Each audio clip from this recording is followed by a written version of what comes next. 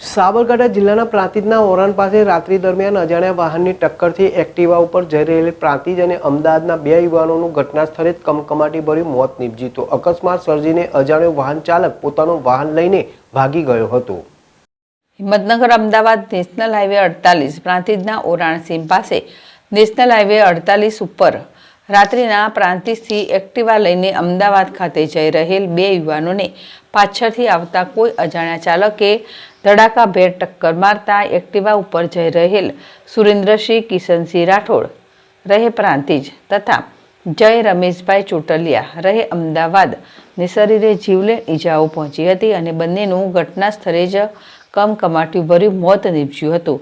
તો અજાણ્યો વાહન ચાલક અકસ્માત સર્જીને પોતાનું વાહન લઈને અકસ્માત સ્થળેથી ભાગી ગયો હતો।